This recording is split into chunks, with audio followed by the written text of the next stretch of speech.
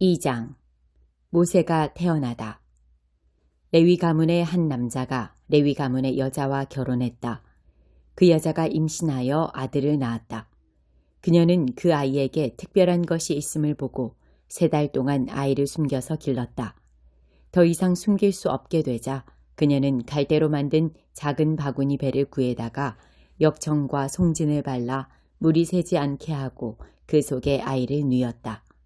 그런 다음 바구니 배를 나일 강가의 갈대 사이에 띄워 놓았다.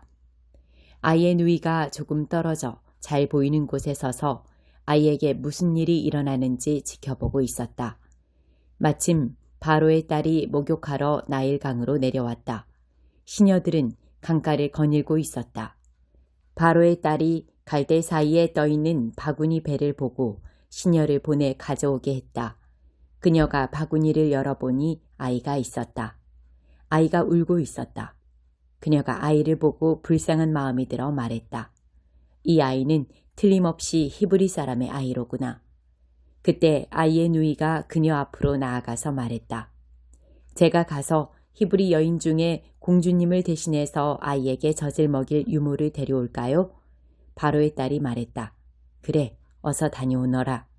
그 소녀가 가서 아이의 어머니를 불러왔다. 바로의 딸이 그녀에게 말했다. 이 아이를 데려가서 나를 대신해 젖을 먹여주게. 내가 자네에게 품삯을 주겠네. 그 여인이 아이를 데려가서 젖을 먹였다. 아이가 젖을 뗀 뒤에 여인이 아이를 바로의 딸에게 데려오니 바로의 딸이 그 아이를 아들로 삼았다. 그녀는 내가 그를 물에서 건져냈다고 말하면서 아이의 이름을 모세, 건져냈다라고 했다. 미디안으로 도망친 모세. 세월이 흘러 모세가 어른이 되었다. 어느 날 그가 자기 동족에게 가서 보니 그들이 모두 고되게 일하고 있었다. 마침 그때 한 이집트 사람이 그의 동족 히브리 사람을 때리는 모습이 보였다. 모세는 사방을 살펴 아무도 없는 것을 확인하고는 이집트 사람을 죽여 모래 속에 묻었다. 이튿날 그가 다시 그곳에 가보니 히브리 사람 둘이서 싸우고 있었다. 먼저 싸움을 건 사람에게 모세가 말했다. 그대는 왜 동족을 때리는 것이요? 그 사람이 되받아쳤다. 당신이 뭔데 우리에게 이래라 저래라 하는 거요. 이집트 사람을 죽이더니 나도 죽일 셈이요. 그러자 모세가 두려워하며 말했다. 발로 났구나. 사람들이 이 일을 알고 있다. 바로가 이 소식을 전해 듣고 모세를 죽이려 했으나 모세는 미디안 땅으로 도망쳤다. 그는 한 우물가에 앉아 있었다. 미디안 제사장에게 7딸이 있었다. 그 딸들이 우물가로 와서 물을 길어 여물통에 채우고 아버지의 양떼에게 물을 먹였다. 그때 어떤 목자들이 와서 그들을 쫓아내자 모세가 그 딸들을 구해주고 그들이 양떼에게 물을 먹이는 것을 도와주었다. 딸들이 집으로 돌아가 자기 아버지 르우엘에게 이르니 아버지가 말했다. 일찍 끝났구나. 어떻게 이렇게 빨리 돌아왔느냐? 그들이 말했다. 어떤 이집트 사람이 목자들한테서 우리를 구해주고 우리를 위해 물을 길어 양떼에게 먹여주기까지 했습니다. 아버지가 말했다. 그 사람이 어디 있느냐? 어째서 그 사람을 남겨두고 왔느냐? 그를 불러다가 함께 식사하도록 하자. 모세가 그의 제안에 따라 그곳에 정착하기로 하자 르우엘이 자기 딸 십보라를 모세에게 아내로 주었다. 십보라가 아들을 낳자 모세는 내가 낯선 땅에서 나그네가 되었다고 말하면서 아이의 이름을 게르솜, 나그네라고 했다. 세월이 많이 흘러 이집트 왕이 죽었다. 이스라엘 자손이 종살이 때문에 신음하며 부르짖었다. 고된 노역에서 벗어나게 해달라는 그들의 부르짖음이 하나님께 이르렀다. 하나님께서 그들의 신음소리를 들으시고 아브라함과 이삭과 야곱과 맺으신 언약을 기억하셨다. 하나님께서 이스라엘에게 일어난 일을 보시고 그들의 처지를 헤아리셨다. 5장 깊은 물로 나가서 그물을 내려라. 한 번은 예수께서 게네사렛 호숫가에 서 있는데 무리가 하나님의 말씀을 더 잘 들으려고 그분께로 몰려들었다. 예수께서 배 2척이 묶여 있는 것을 보셨다. 어부들이 막 배에서 내려 그물을 씻고 있었다. 예수께서 시몬의 배에 올라타셔서 배를 해안에서 조금 떨어지게 띄우라고 부탁하셨다. 예수께서 그 배에 앉으셔서 배를 설교단 삼아 무리를 가르치셨다. 가르치기를 마치시고 나서 예수께서 시몬에게 말씀하셨다. 깊은 물로 나가서 그물을 내려 고기를 잡아라. 시몬이 말했다. 주님, 우리가 밤새도록 열심히 고기를 잡았지만 피라미 한 마리 잡지 못했습니다. 하지만 주님께서 그렇게 말씀하시니 그물을 내리겠습니다. 말을 마치자마자 그물에 더 이상 담을 수 없을 정도로 많은 고기가 가득 잡혔다. 그들은 다른 배에 있는 동료들에게 와서 도와달라고 손짓했다. 두 배에 고기가 가득 차서 배가 가라앉을 지경이었다. 이것을 본 시몬 베드로가 예수 앞에 무릎을 꿇었다. 주님, 떠나주십시오. 저는 죄인이어서 이 거룩함을 감당할 수 없습니다. 저를 내버려 두십시오. 잡은 고기를 끌어올리자 시몬과 그 곁에 있던 사람들이 모두 두려움에 사로잡혔다. 시몬의 동료인 세베대의 두 아들 야고보와 요한도 마찬가지였다. 예수께서 시몬에게 말씀하셨다. 두려워할 것 없다. 이제부터 너는 사람을 낳게 될 것이다. 그들은 배를 해안으로 끌어올린 뒤에 그물과 모든 것을 배와 함께 버려두고 그분을 따라갔다. 변화된 삶을 초청하시다. 어느 마을에 온몸에 나병이 걸린 사람이 있었다. 그가 예수를 보고 그분 앞에 엎드려 간청했다. 원하시면 저를 깨끗하게 하실 수 있습니다. 예수께서 손을 내밀어 그에게 대시며 말씀하셨다. 내가 원한다. 깨끗하게 되어라. 그러자 즉시 그의 살갗이 부드러워지고 나병이 깨끗이 사라졌다. 예수께서 그에게 말씀하셨다. 온 동네에 말하고 다니지 마라. 모세가 명한 대로 예물을 가지고 제사장에게 가서 내 나은 몸을 조용히 보여라. 내 말이 아니라 깨끗해져서 순종하는 내 삶이 내가 한 일을 증거할 것이다. 그러나 그 사람은 그 일을 자기 혼자에게만 담아둘 수 없었다. 소문이 곧 퍼져나갔다. 어느새 큰 무리가 말씀도 듣고 병도 고치려고 모여들었다. 예수께서는 할 수 있는 한 자주 외딴 곳으로 물러나 기도하셨다. 하루는 예수께서 가르치시는데 바리새인과 종교교사들이 둘러앉아 있었다. 그들은 갈릴리와 유대의 모든 마을과 멀리 예루살렘에서 온 사람들이었다. 하나님의 치유 능력이 예수께 임했다. 사람들이 중풍병자 한 사람을 들것에 실어서 데려왔다. 그들은 집 안으로 들어가 예수 앞에 그를 데려다 놓을 방법을 찾고 있었다. 무리 때문에 길을 찾을 수 없자 그들은 지붕으로 올라가 기왓장을 뜯어내고 무리 가운데 계신 예수 바로 앞에 그 사람을 달아내렸다. 그들의 담대한 믿음에 감동하신 예수께서 말씀하셨다. 친구여, 내가 내 죄를 용서한다.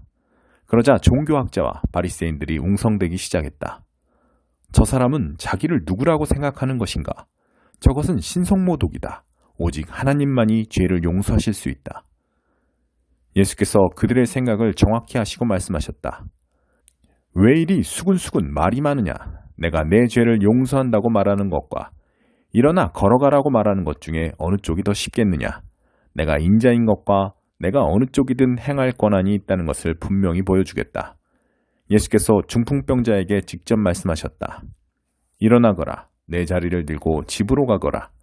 그 사람은 한순간도 지체하지 않고 그대로 했다. 일어나 담요를 들고서 하나님께 영광을 돌리며 집으로 갔다. 사람들은 도무지 믿기지 않아 자신들의 눈을 비볐다. 그러고 나서 그들도 하나님께 영광을 돌렸다. 그들이 두려움에 차서 말했다.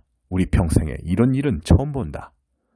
이 일 후에 예수께서 밖으로 나가서 레위라는 사람이 자기 일터에서 세금을 걷고 있는 것을 보셨다. 예수께서 말씀하셨다. 나와 함께 가자. 그는 예수를 따라갔다. 모든 것을 버려두고 그분과 동행한 것이다. 레위는 예수를 위해 자기 집에서 성대한 저녁 식사를 베풀었다. 세금 징수원들과 그 밖에도 평판이 좋지 않은 인물들이 저녁 식사 손님으로 와 있었다. 바리새인과 종교학자들이 속이 잔뜩 뒤틀려서 그분의 제자들에게 다가왔다. 당신네 선생이 사기꾼과 죄인들과 함께 먹고 마시다니 이게 대체 어찌된 일이오? 예수께서 그 말을 들으시고 분명하게 말씀하셨다. 의사가 필요한 사람이 누구냐? 건강한 사람이냐? 병든 사람이냐? 내가 여기 있는 것은 영향력 있는 사람이 아니라 소외된 사람을 초청하려는 것이다. 변화된 삶, 곧 안과 밖이 모두 변화된 삶으로 그들을 초청하려는 것이다. 그들이 예수께 물었다. 요한의 제자들은 금식하고 기도하는 것으로 잘 알려져 있습니다. 바리새인들도 그렇습니다. 그런데 당신은 잔치에서 보내는 시간이 대부분인 것 같은데 어찌된 일입니까? 예수께서 말씀하셨다. 즐거운 결혼식 중에는 빵과 포도주를 아끼지 않고 실컷 먹는다.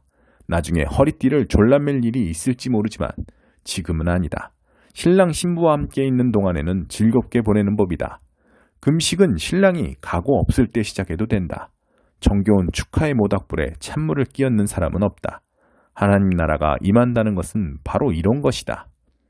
멀쩡한 스카프를 잘라서 낡은 작업복에 대고 깁는 사람은 없다. 서로 어울리는 천을 찾게 마련이다.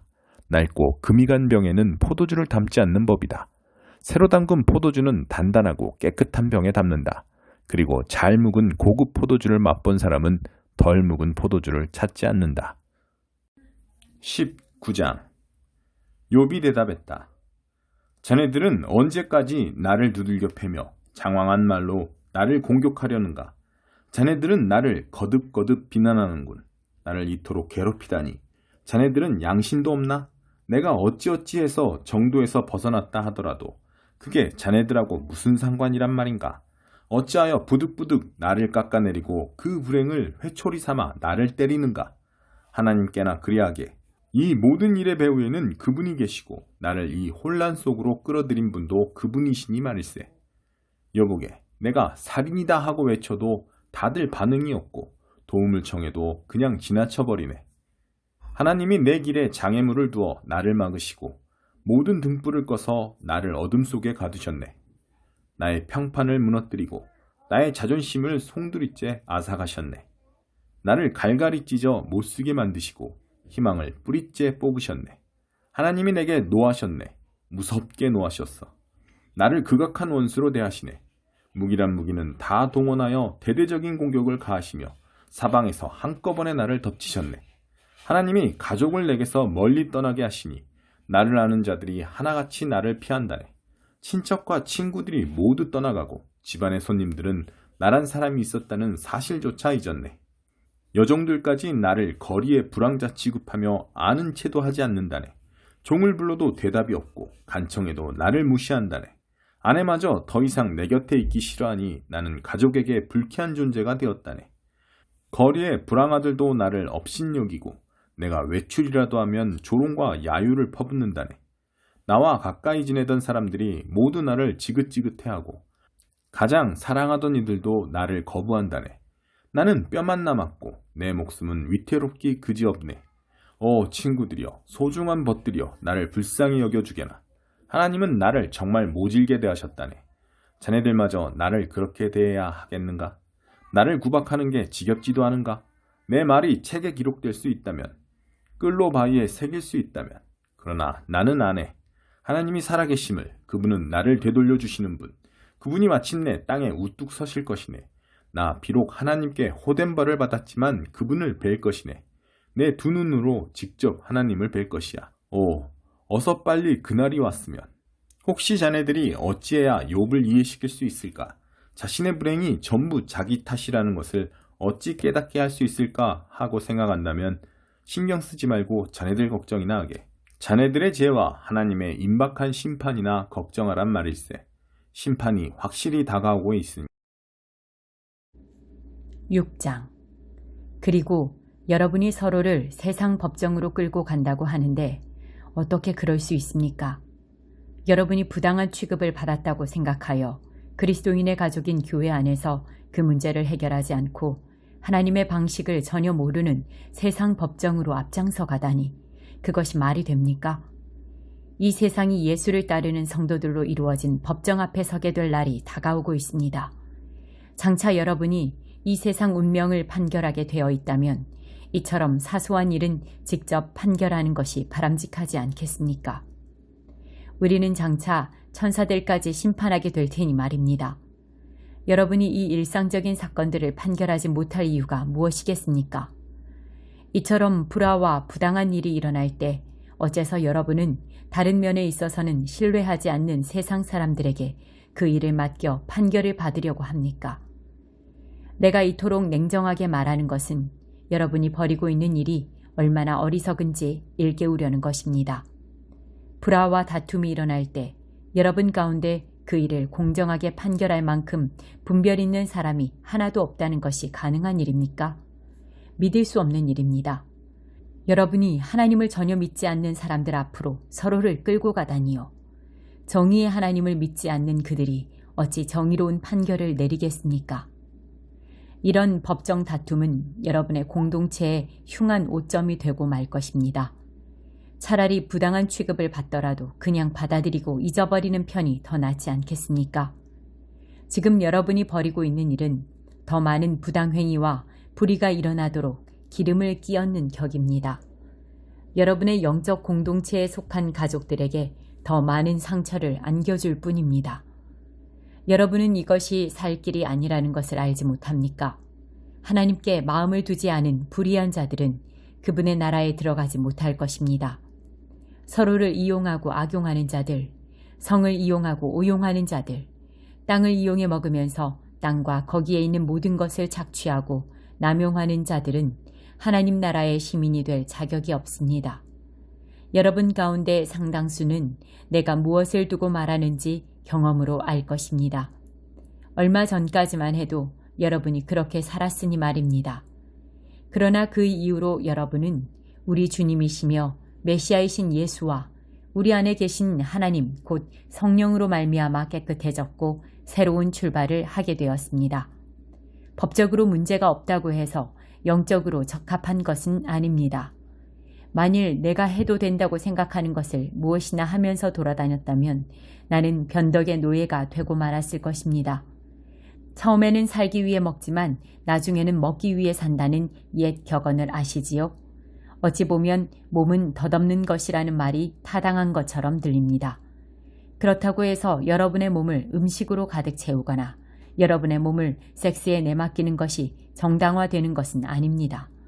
주님께서 몸으로 여러분을 영화롭게 하시니 여러분도 자신의 몸으로 그분을 영화롭게 하십시오. 하나님께서는 주님의 몸을 무덤에서 일으켜 영화롭게 하셨습니다. 그분은 똑같은 부활의 능력으로 여러분의 몸을 대하실 것입니다. 그때까지 여러분의 몸이 주님의 몸과 똑같이 존귀하게 지어졌음을 기억하십시오. 여러분은 주님의 몸을 매음굴로 끌고 갈 작정입니까? 나는 여러분이 그러지 않기를 바랍니다. 섹스에는 살갗과 살갗의 접촉 그 이상의 것이 있습니다. 섹스는 육체적 사실만큼이나 영적인 비밀이 있습니다. 이는 성경에 두 사람이 한 몸이 될 것이다 라고 기록된 것과 같습니다. 영적으로 주님과 하나가 되려거든 헌신과 친밀함이 없는 섹스, 우리를 전보다 더 외롭게 하는 섹스, 결코 한 몸이 될 수 없는 섹스를 추구하지 마십시오. 성적인 죄는 다른 모든 죄와는 의미가 다릅니다. 성적인 죄는 우리 몸의 거룩함을 더럽히는 죄입니다. 우리 몸은 하나님께서 주시고 하나님께서 의도하신 사랑을 위해 다른 사람과 한 몸이 되도록 지어졌습니다. 여러분은 여러분의 몸이 성령께서 거하시는 거룩한 곳임을 알지 못합니까? 여러분은 하나님께서 엄청난 대가를 치르고 사신 여러분의 몸을 함부로 굴리면서 제멋대로 살아서는 안 된다는 것을 모릅니까?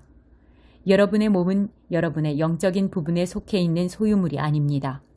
그 모든 것의 주인은 하나님이십니다.